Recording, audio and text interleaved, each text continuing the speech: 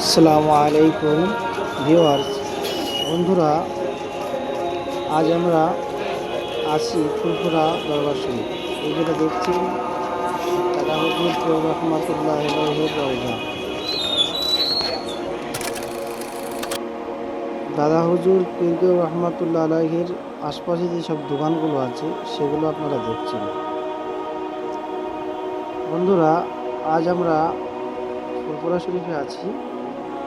আজ ফুরফুরা শরীফে 21শে আশ্বিন অর্থাৎ ছোট হুজুর পীর রহমাতুল্লাহ আলাইহির ওফাত দিবস, অর্থাৎ তিনি আজকের তারিখে দুনিয়া থেকে বিদায় নিয়ে পরলোক গমন করেছিলেন। তিনারই উপলক্ষে করে প্রতি বৎসরে ছোট দরবারে একটা সর্বসানী মাহফিল কায়েম করা হয়। দেখুন, লোকেরা সব এসেছে, মানুষজন বিভিন্ন জেলা থেকে আজ ফুরফুরা দরবার শরীফে এসেছে। এই যে দেখতে পাচ্ছেন, লোকেরা যাতায়াত করছে। পশ্চিমবাংলার বিভিন্ন জেলা থেকে মানুষেরা আজ ফুরফুরা শরীফে ভিড় জমিয়েছে। চলুন বন্ধুরা, ছোট দরবারে জলসা হচ্ছে, একটু আমরা সকলে দেখি। এখন ওয়াজ করছেন পীরজাদা তাহের সিদ্দিকী।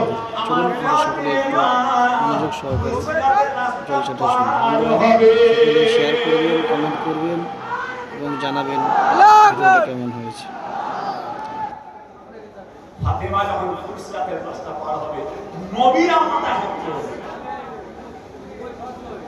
ও সোনার চাঁদেরা, ওই হযরতে ফাতেমা রাদিয়াল্লাহু তাআলা আনহা, আল্লাহ তাআলা কি শান দিয়েছেন। কখনো কখনো কখনো কখনো মদিনা শরীফের জমিনে আল্লাহ রাসূল ফাতেমাকে দেখে উঠে দাঁড়িয়ে পড়তেন। সাহাবায়ে কেরামরা বলতেন, ইয়া রাসূলুল্লাহ, ইয়া হাবিবাল্লাহ, ইয়া রাসূলুল্লাহ, ইয়া হাবিবাল্লাহ, ফাতেমা তো আপনার বেটি, ফাতেমা তো আপনার মেয়ে, তাকে দেখে আপনি দাঁড়িয়ে যান কেন? আল্লাহর নবী বলেছিলেন, ও আমার সাহাবাগণেরা, ফাতেমা আমার বেটি বলে তাকে ছোট মনে করো না, কেননা আল্লাহ তাআলা ফাতেমাকে আল্লাহ তাআলার জান্নাতের রানী করে দিয়েছে। আমি রাসূলুল্লাহ আল্লাহ তাআলার জান্নাতের রানীকে দেখে দাঁড়িয়ে যায়।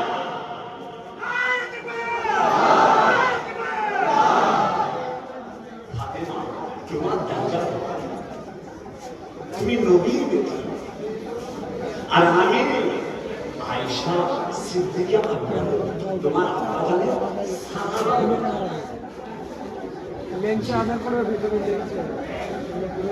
আয়েশাকে ছোট মনে করবেন না।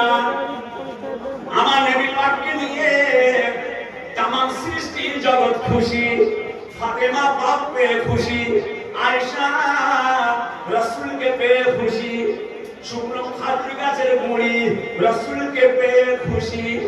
উট বলুন, যে উটের পিঠে চেপে রাসূল পাক আবু আইয়ুব আনসারীর বাড়িতে গিয়েছিলেন, ওই উট রাসূলকে দেখে খুশি।